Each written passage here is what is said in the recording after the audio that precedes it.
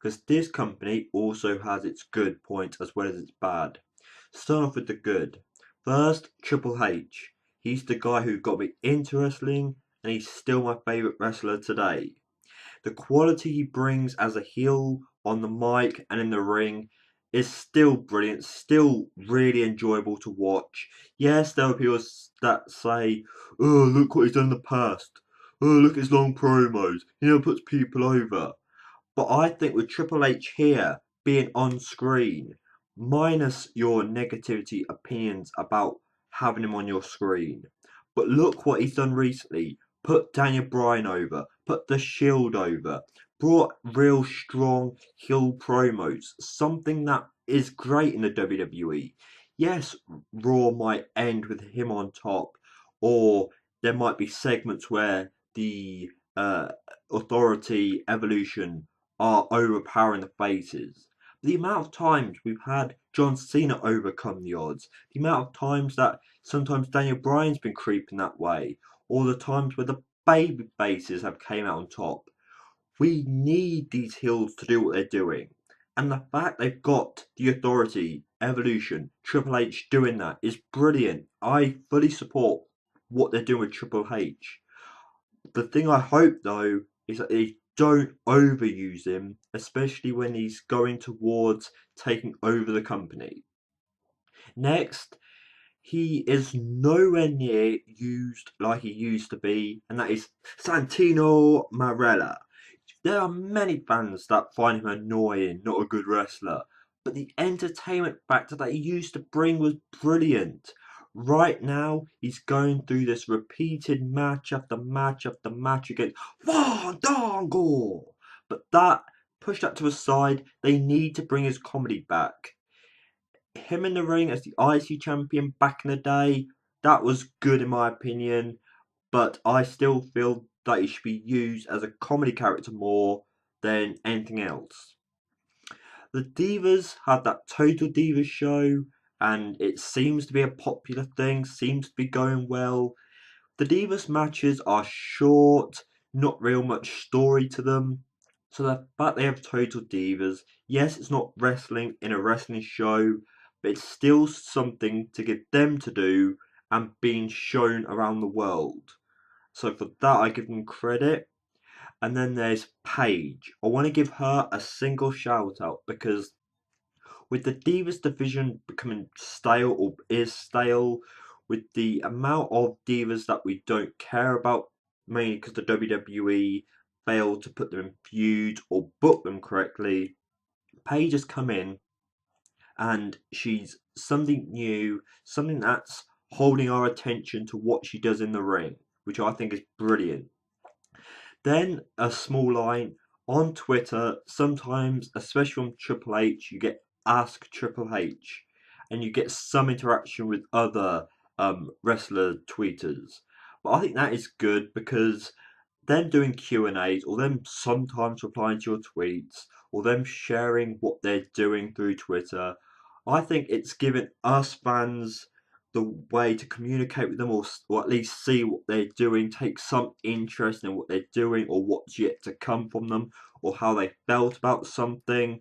I think that is a good thing the WWE offer the fans in that aspect. The Q&A, yes, your questions might not get answered, but if they do, or the fact you're joining in with something where you have the chance to get replied to, is brilliant. There's Daniel Bryan. It's taken the WWE quite some time to bring my interest into the Daniel Bryan character, and here they are with him in the ring, on the mic, going against top names, and I think it's really good that Daniel Bryan is up there in the main events now. He's getting good TV time over John Cena right now. Daniel Bryan's a new solid name, seeming to finally find his place in the main event scene. So that is something good the WWE have offered us recently. There's Paul Heyman. There's Brock Lesnar. Paul Heyman on his own is in a class so high above everyone else. He's a great heel manager. His promos are brilliant. He puts people over. He brings people from here up to here. Apart from Rybaxel, but that's just a whole different story. And they both feel they didn't gain anything being a Paul Heyman guy, and now look at them. But as for Rob Van Dam, as for Brock Lesnar, they, CM Punk, they have benefited from this, and I feel Paul Heyman is going to continue doing this. Yes, the Paul Heyman guy thing needs to water down a little bit, but Paul Heyman doing what he's doing, brilliant, always catches my attention, great on the mic, and having him on TV weekly basis, brilliant. Yes, Brock Lesnar could leave, but that's the quality of pairing him with Cesaro. Cesaro's going to be here a while. Paul Heyman could be here a while because of it. Brilliant stuff. Then we have The Shield. Yes, they've gone through a whole break up together phase, but them as a three work well together, showing that all three can speak on the mic, their double, triple team moves, and it's just a whole full good package. The recent factions we've had over the years I haven't quite been concentrated on as much as the Shield. The Shield, I'm finding it hard to see anyone who's against the Shield who don't believe in the Shield. They are getting well booked, and because of what the WWE are doing with them, whenever they break up, maybe after the Evolution feud, they all have the chance to grow in the WWE. The WWE have done great with the Shield, and everyone has their own favourite. Roman Reigns, Seth Rollins, Dean Ambrose. Choose your favourite. And then there's the Wyatt family. Oh my god. Bray Wyatt, I feel that he could have came into Raw SmackDown on his own and been brilliant. He's got a creepy character, he's great on the mic, he's got okay wrestling moves, and he could get over with what he's doing right now. The other two, they add something to the Wyatt family, but I'm yet to see them show direction on their own, or maybe as a tag team, or for them to get their own storyline or character involvement. But as a three, brilliant. I enjoy them. I give full hope to them going forward. And again, the WWE have done great with this team. Then there's Bad News Barrett, Wade Barrett. Fans can say that he's boring, he's not been where he should be, and that is true. Since the Nexus minus the core, then that Intercontinental title run, minus all that, Wade Barrett is a good wrestler. He has great mic skills. As a heel, Nexus, brilliant. I loved it. It was an attraction for that year. And I wanted the WWE to keep on working with him because by now, because of the Nexus, bit of the core, Orton, he could be up in the main event scene. He could be our world champion. But now he's as Bad News Barrett, the Intercontinental Champion. I'm loving this. I'm supporting this. The fact that he's getting showcased each week is showing that the WWE hopefully are going to continue pushing Bad News Barrett or at least Wade Barrett. Evolution. Fans can complain that Evolution are back for whatever reason. Yes, the original plan seems to have been to save Batista's downfall, and it's not quite worked. But having Evolution back have given the Shield, who are a three, against another team of three. Evolution, again, the healed are coming out on top in a process. It's put Orton in a better place and continue chasing for the championship, and it's made him more of a heel than a face. Triple H, yes, it's put him on screen more, but at least he's there to put over other names. And the Evolution, the theme song, it was great to hear again. And I'm not sure what they're going to do after the Shield, but this is just really good in my opinion. I'm enjoying the fact that Evolution are back. Then there's the NXT wrestlers, which does involve like Cesaro, it does involve Big E, it does involve Paige, all the wrestlers who are still in NXT.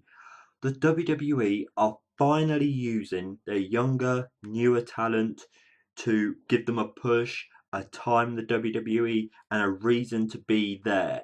We've waited year after year after year for the WWE to bring in new talent, to push new talent, to build up new feuds, put new people in different places in the WWE.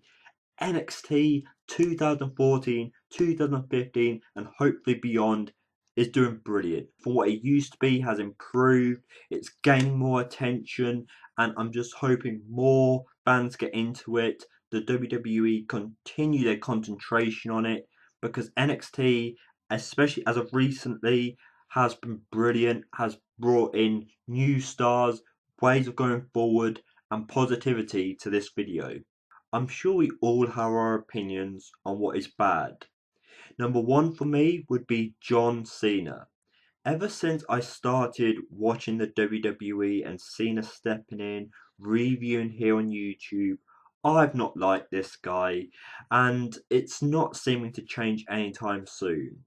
At the moment, yes, he's in a feud with an NXT wrestler, a new wrestler in the WWE, but at the moment in time, every time it starts to look like it's benefiting Bray, it benefits Cena, or at least takes stuff away from the build up. Like WrestleMania. Why did the WWE choose to give Cena the WrestleMania win over Bray Wyatt? Bray Wyatt's WrestleMania win could have been done differently. It could have done it by the help of his Wyatt family, setting up the Extreme Rules rematch. Whatever way they could have done it, but no. WrestleMania got bed to Cena. The build up to these pay-per-views seems to, you see a different side of Cena. Cena starts to do the right thing, show fear, take what's been given to him, but then he somehow undoes it all. He'll cut a promo backstage where any fear he shown, any weakness he shows, is just put back down. Yes, the faces need their moments. They need to get their revenge. But isn't that what the pay-per-view is saved for? Everyone predicts a heel turn, but the WWE are not going to do it because his character is set as a face because of the merchandise, which is brilliant what he's doing. He's helping the WWE raise money. But from the fans' POV point of view, we want to see difference in Cena. We want to see John Cena going from what we're used to seeing to something different. John Cena doesn't take time out because the WWE need him. I'm not saying everything's bad about Cena. He does charity work, which is great. He's helping all these young children out there. He's helping merchandise sell, bringing good money for the WWE. But when it comes to feuds, wrestling, putting people over, no, John Cena, terrible. Sandow. Sandow was great on the mic. He was in a great tag team with Cody. Them two together could have done so much more. Them two individually could have done so much more. And they're both great on mic. They both have gone through something that made their careers look good. Like you had Money in the Bank winner going against Sheamus, Cena.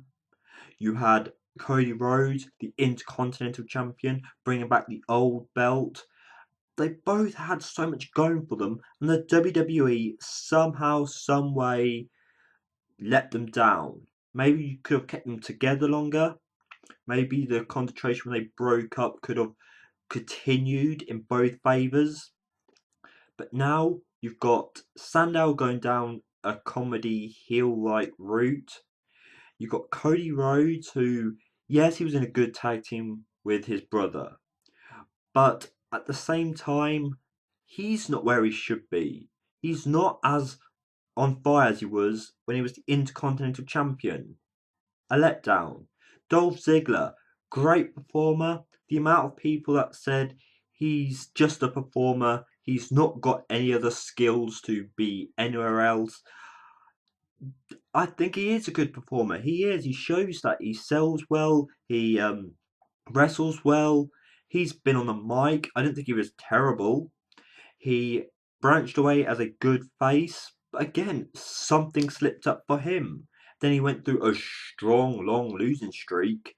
How is that getting him over? Put him through a losing streak. Now you turn him as a entertaining face to cut a few promos here and there. Then you've got the monstrous Kane. Another wrestler alongside Triple H who brought me into the WWF WWE. He was a real monstrous character, really great heel, someone people feared, ran away from, didn't want to face, could be put in a handicap match and just take everyone out. Over the years, people blame it on the mask removal, people blame on his character. I just want to blame the WWE because that monster character, yes, people could have got bored of the monster character, but it was what Kane was. A really monstrous, fiery heel going through the WWE. And if he was a heel today, the amount of new faces you've been bringing in could have benefited from Kane. The Bray Wyatt feud could have been better thanks to Monstrous Kane. The WWE bring him back as the Monstrous Kane to be fed to someone. Fed to John Cena as the Monster Kane. Fed to Daniel Bryan. It's disappointing. I love the Monstrous Kane promos. I love the redness of his background. The darkness of his promos. Brilliant. But the WWE have let him down over the years. Disappointing. A lot of you won't care about Kane today, but maybe this is why. The Divas. Okay, the Divas for a long, long, long time have been filler for the show, have had segments that people decide to go off and do something else. It's terrible because the Divas back in the day, there's that saying again, were great. Lita, Trish, Victoria. We had Jazz, Ivory. We had Sable, Tori. I could go on. The WWE, yeah, they went through the bra and panties, pillow fight stuff, but before that, they were wrestling. People took interest. You had them as managers, which worked. There was so much going on with the Divas, the women wrestling, shall I say, and now to this. Thank God they've got Total Divas. Thank God for Paige. But it's just terrible where they've come to. And talk about Paige. At this moment in time, I'm glad she's here. But she's going through diva after diva after diva like AJ did. Running out of competition. So her last bit of hope to beat her is going to be AJ again. Well, let's just move on because I'm sure there are a lot of people who are not liking the Divas division for reasons like this. When you have interruptions to matches, why is the theme song playing? It's ruining the surprise. Yes, I love hearing the Shield music. But when you have other interruptions, and yeah, including the Shield, their music plays. It distracts them. Come on then, come on. But no, distractions normally come without music to attack. We have handicap matches. When they are like Big Show in the ring, why do handicap tags? Back in the day again, all wrestlers were in the ring fighting, making the competition or the match look harder for the one on his own. Handicap tags, just stop. It's not really a handicap match if one of them or two of them or more are outside the ring. No, just stop that. Pay-per-view matches. Yes, you build up a card. Most of them are the main event matches or the big matches. But when you throw these little matches into the card or matches that have had build but weren't announced on Raw or on SmackDown, terrible. And it's just really sad to see. Like, we need the Intercontinental Championship on the card. Let's just do a quick segment on the pay-per-view to make it happen. Or, we got Damien Sandow and Dolph Ziggler in a feud during the build-up to this pay-per-view.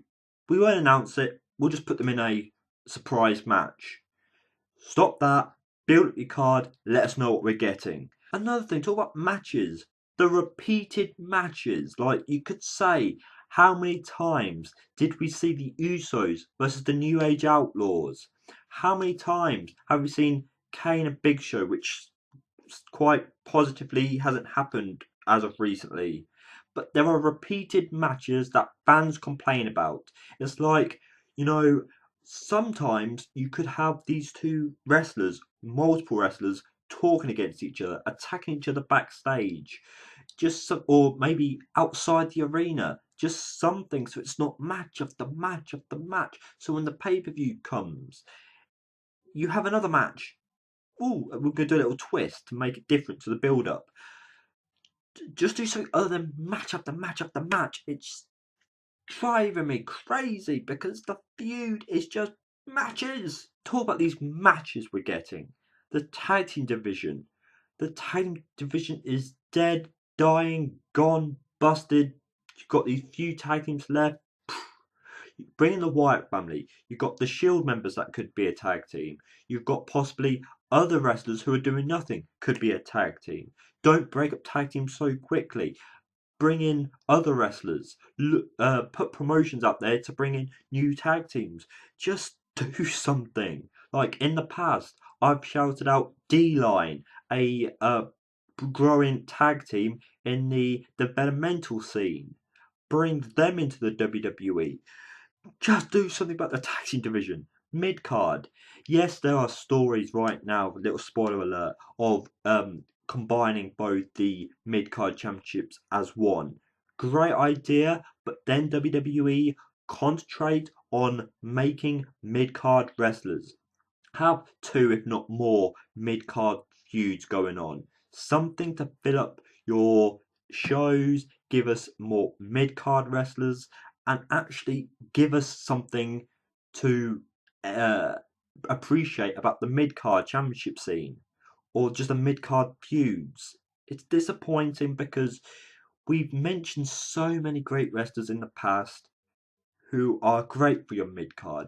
We need them in good feuds and fighting their way up, building their way up to the mid card, then use the mid card championship to build up to the main event. The WWE app. We know there's an app, maybe one time per show, or make a commercial about it so it's not affecting your show. This brings up polls. Some of them feel or look rigged. Some of them you make us believe that they're real. But at the end of the day, if you're doing polls, if they are rigged, let them be real. Let's get what we fans want to see, not what fits into your storyline, the WWE. If you don't want us to change your storyline, don't do the freaking poll then. If they are genuine, they are real, well, some fans just vote for the obvious, don't they, WWE? And this brings to 3 Hour Raw. Yes, you're using these little things to fill up a 3 hour Raw. But the 3 hour Raw, as much as I'm okay about it, it still looks like you're struggling to fill a 3 hour show with things that matter or entertain us. And that brings me to the last factor. The excitement in the WWE comes and goes. I'm not saying that is wrong because it's happened for many years now. I just feel there are things missing. Yes, like your blood, you could forgive that in some aspect, even though it was good to see blood happening, especially during the Brock Lesnar and John Cena feud. Brilliant. But there's also fighting more backstage, fighting outside the arena, um, bringing in more weapons than a steel chair on the back and a kendo stick. Promos elsewhere than in a dark corridor or in the ring. Going to the locker room, going to a bar downtown, just stuff that makes it look different, like they are actually trying to spread themselves out, explore new places, do promos that look different than the genuine every weekly ones we're getting. The more important thing is tell me your good and bad of WWE right now. I've been NJ, your videoer for today. Thank you very much for watching, and as always, what's up and goodbye.